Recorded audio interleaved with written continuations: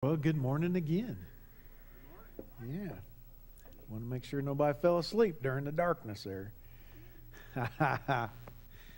Hey, we've been in a series here just a couple of weeks, last week and this week, but we just been talking about service. And the whole idea is that service equals greatness. All right? That's what I want us to remember. If you don't remember anything else, that's good enough for me, okay? Service equals greatness. So it's been several years ago. Lisa and I, we went to visit her parents.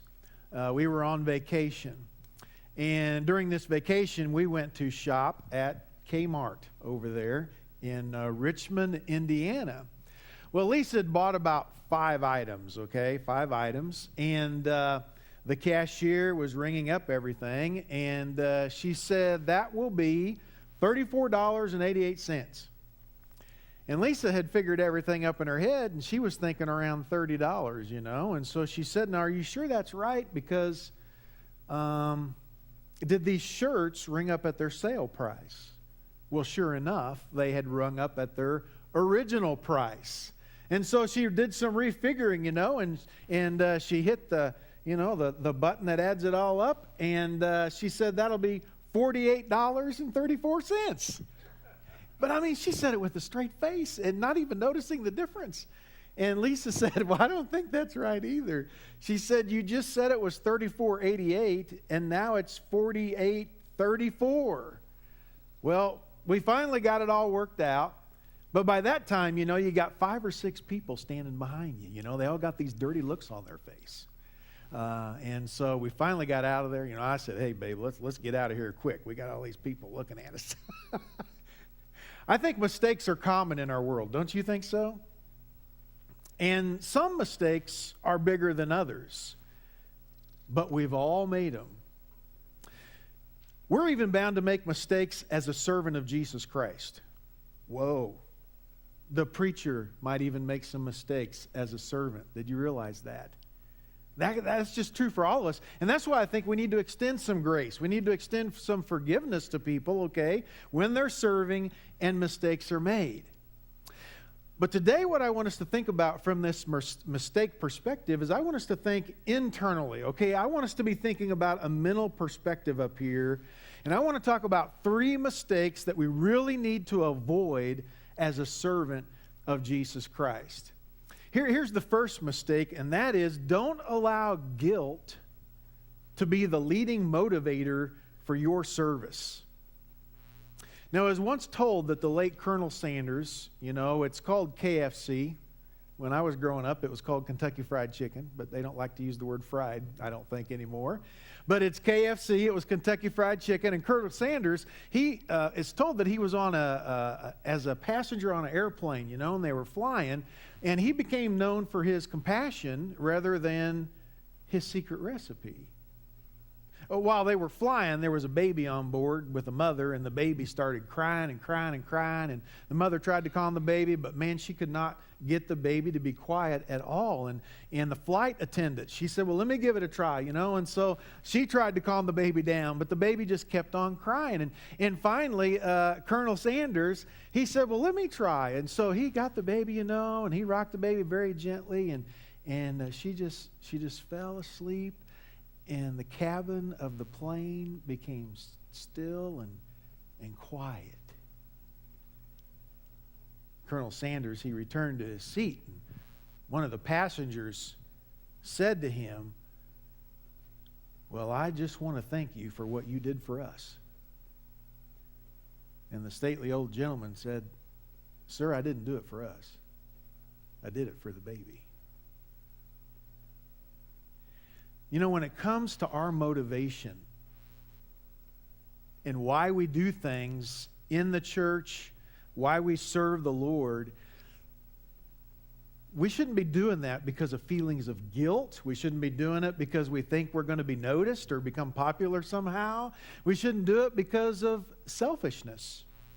You see, our motivation for serving should be driven above anything else by our love for God first, and then by our love for others. As so to speak, we serve the Lord for the sake of the baby, and not just for ourselves. When the Apostle Paul, he was talking about his own ministry in 2 Corinthians chapter 5 and verse 14, he said there about his motivation, he said, "For Christ's love compels us." Now think about that.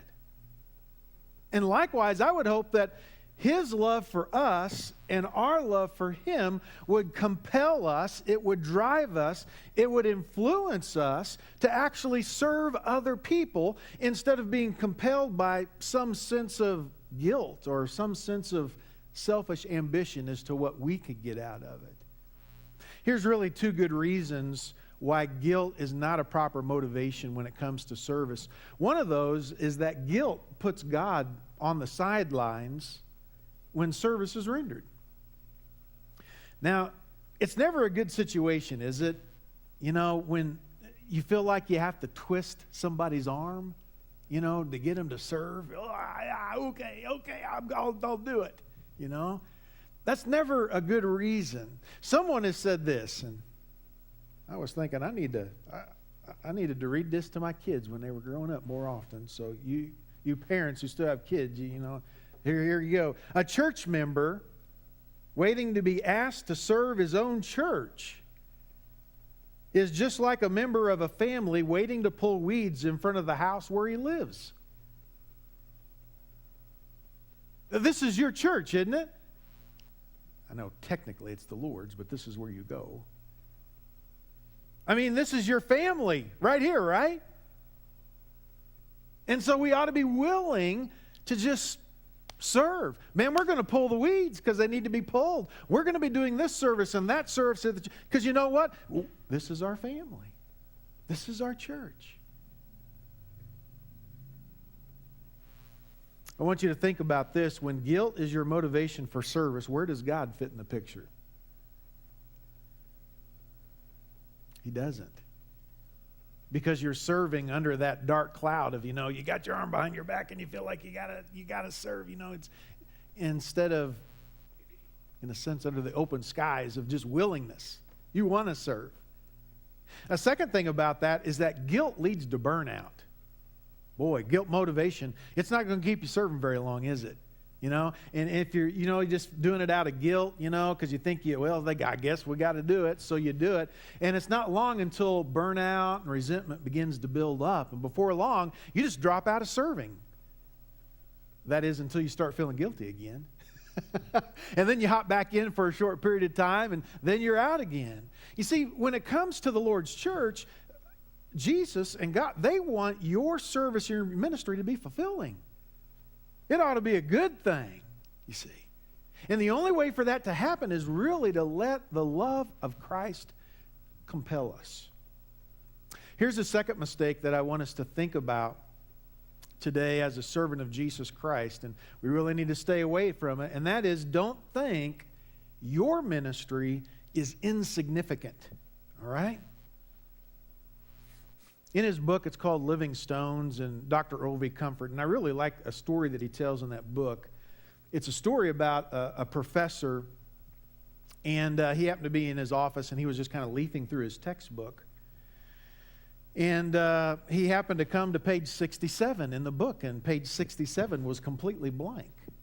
Now, page 66 and 68, you know, had print on it, but page 67, where there was supposed to be print, was just completely blank. Well, about that time, you know, there was a knock at the door, and the professor was expecting a student to come in for some counseling.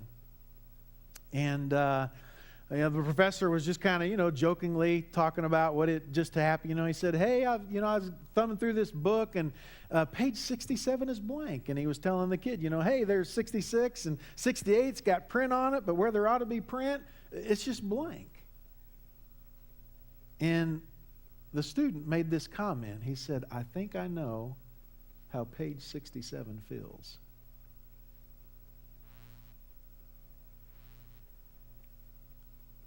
At times, life can be challenging for all of us. But I want everybody here to know that nobody is an insignificant blank page in the Church of Jesus Christ. You see, every follower of Jesus has been gifted by God. And we talked about that last week, okay? He gave you the exact giftedness that He wanted you to have. You are not page 67. In fact, you are very usable in the kingdom of God, and you will make a significant contribution to His church when you use your gift. Now, when it comes to ministry and service in the church, here's a couple of things that I think is really important for all of us to remember as servants. One of those things is this: the church is the hope of the world. It's the hope of the world. You know, in Matthew 16, 18, here's what Jesus said to Peter. He said, "And I tell you that you are Peter, and on this rock," Jesus said, "I will build my church, and the gates of Hades," okay? And Hades is a word that means the abode of the dead. It means the word death. And it's like saying the gates of death, the gates of the abode of the dead will not overcome it. That's what Jesus said. Here's the idea. We, okay, as people right here today, we are a part of a community. We are a part of a people that Jesus will undoubtedly build. He will increase. He will expand. He will advance. He will encourage. He will strengthen. And neither my death or your death or even the death of Jesus Christ on the cross, when that happened, is going to stop the church. The hope of the world, you see, in the person of Jesus Christ is always going to be there. Jesus will build His church. And so what is the answer to racial tension in America? A new law? Is that going to get it? What's the answer to drug abuse in our society? Is it DARE? I mean, what's the answer for the breakdown of the family in this country? Is it another government program? What is the answer for a decadent morality that seems to be growing more and more? Hey, is it a new election?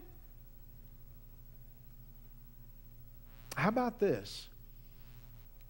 Jesus is the only hope in this world that can bring lasting change and lasting significance to a person's life.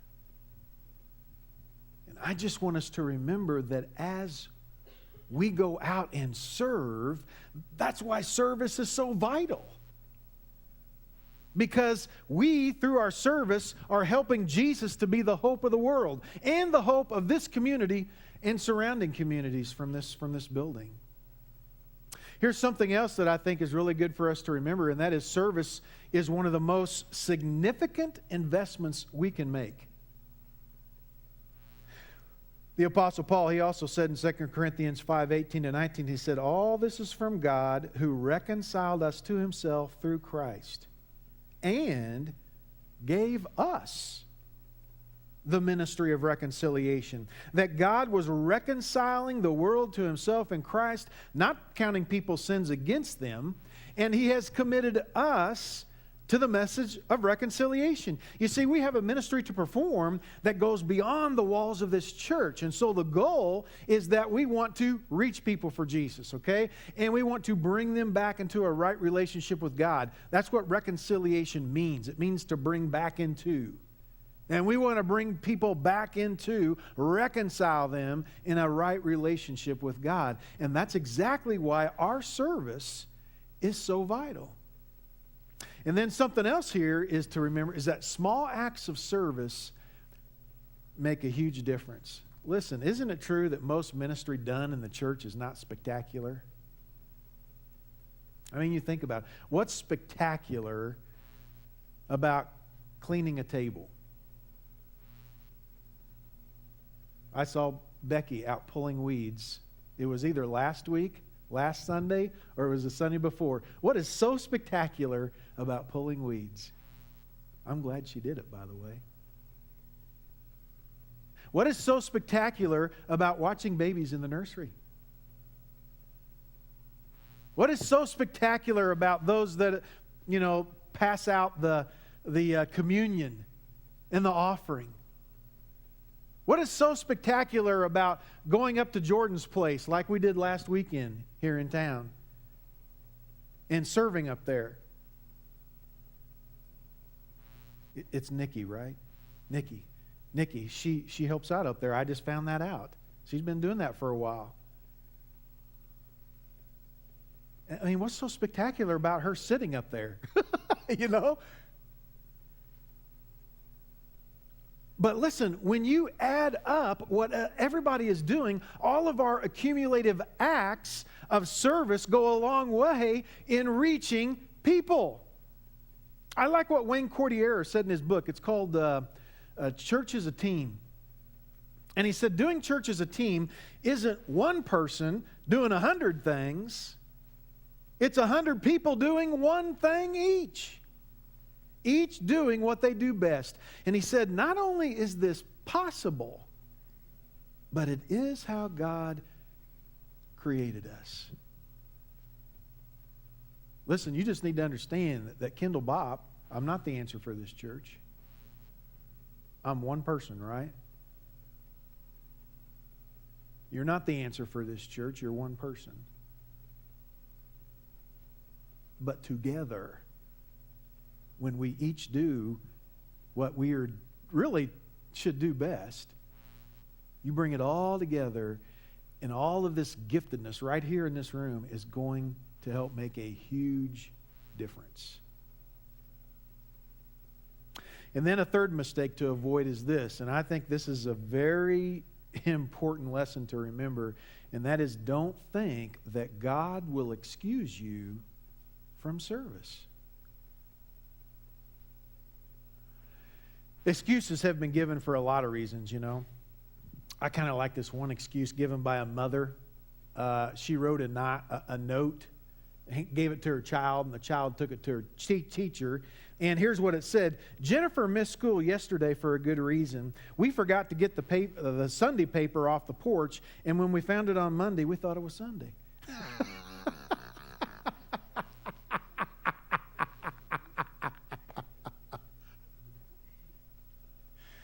Another parent got a little messed up on some spelling when they wrote, "My son is under the doctor's care and should not take PE. Please execute him." I think it's supposed to be excused, wasn't it? You know, I said last week, remember, not every ministry is for every person, but there is a ministry for you. And when you know what your ministry is, and you know you should at least be doing something, I wonder what God thinks of those excuses that we conjure up. You know, sometimes people say things as an excuse, and I'm thinking in my head, that's not an excuse. But we think we have to make up something. Jesus, he once told this parable, and it's recorded in Matthew 25. And he told a story, and by the way, he told 3 parables in a row there, and it was all leading up to when Christ comes back and, you know, judges humanity. But this was, we call it the parable of the talents, but there were these 3 servants, okay? Three servants. The master was getting ready to go on a long journey. And so while he was away, he left these 3 servants of his in charge of his whole estate. And to one of the servants, he said, "Here's $5,000. I want you to take care of that for me." And he gave the second. He said, "Here's $2,000. I want you to take care of that." And the third servant said, "Here's $1,000, and I want you to take care of that." It says that that the amount was given to them based on their ability.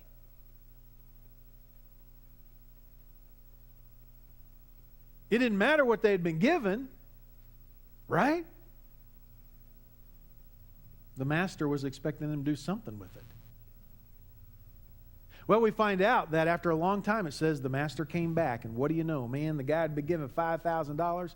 Woo! He had made another $5,000, and he handed in $10,000 to the master. And then you got the other guy. He was given $2,000. He doubled his money, and he gave his master $4,000. And then he got down to the guy that had been given $1,000. He started making excuses. Well, now listen. Now I know, Master, that you're kind of a hard guy, you know, and you got all these people working for you, and I just decided that I would take my money out and I'd bury it in a hole. And when you came back, I'd just dig it back up and give it to you. So here's your $1,000.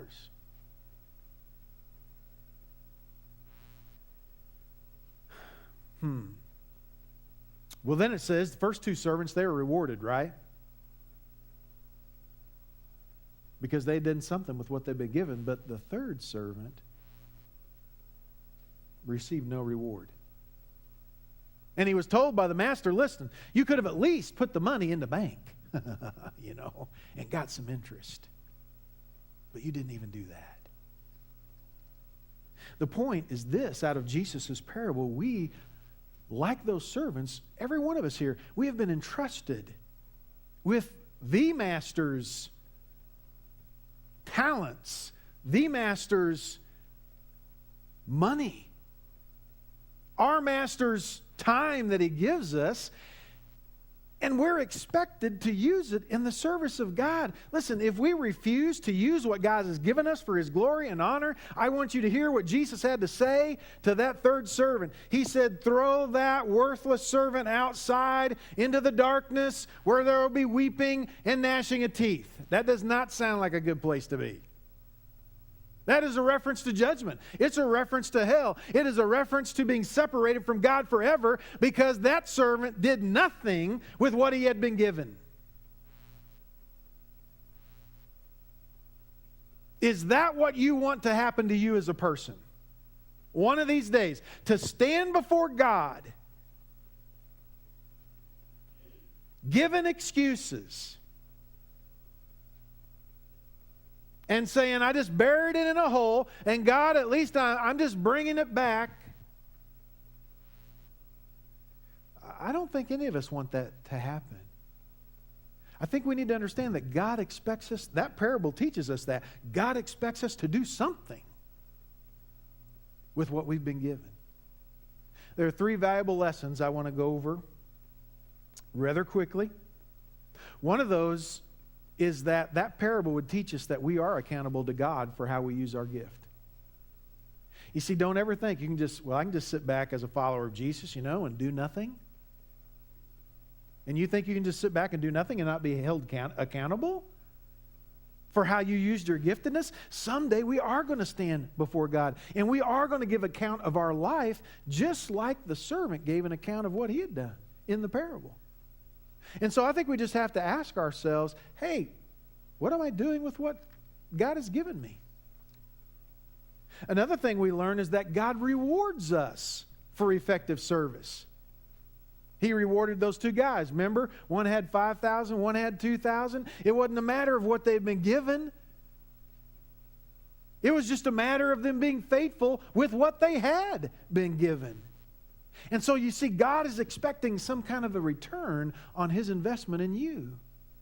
And then third, God will discipline those who are unwilling to try in ministry. I think the master I think it's pretty obvious, he would have been happy, remember, if he just would have went and put it in the bank. Done something with it, to gain interest. I think the master would have been happy if he at least tried and then failed. Now, maybe you haven't exactly figured out what it is, what area of service that you need to be in, but don't ever think that God's just going to excuse you from service. And you can sit back and soak it all up. You can walk in on a Sunday morning. You can sit here for an hour and go home and never provide any kind of service in this church or even pretty much even maybe out there in the world.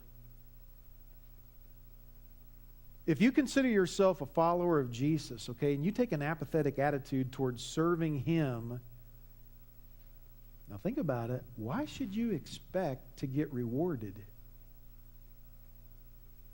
for doing nothing?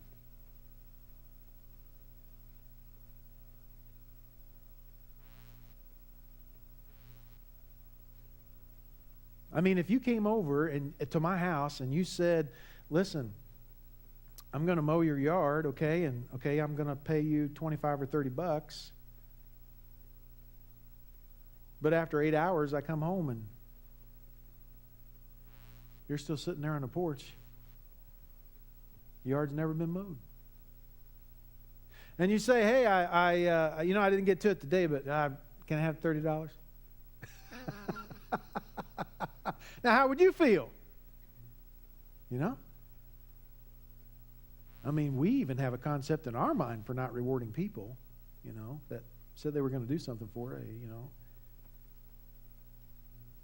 And so I really want us to think about that. I do think it's really neat when you think about a holy God, okay? And our holy God says, you know what, I want to use little o you, and he wants to use little o me. I mean, this little dot, you know, compared to it. He wants to use us in his kingdom. And I'm really glad you don't have to be famous to be used by God, aren't you? I'm really glad you don't have to be good looking to be used by God. I mean, God's just looking for people like you, and he's looking for people like me who is going to make a difference in the life of the church and in the life of other people. Howard G. Hendricks, he once said this. He said, God is not looking for more stars. He's looking for more servants. So what do you say? Let's be a responsible servant, okay? And let's use our giftedness for God. Let's bow our heads, and we're going to pray and get ready for our decision time. Dear Heavenly Father,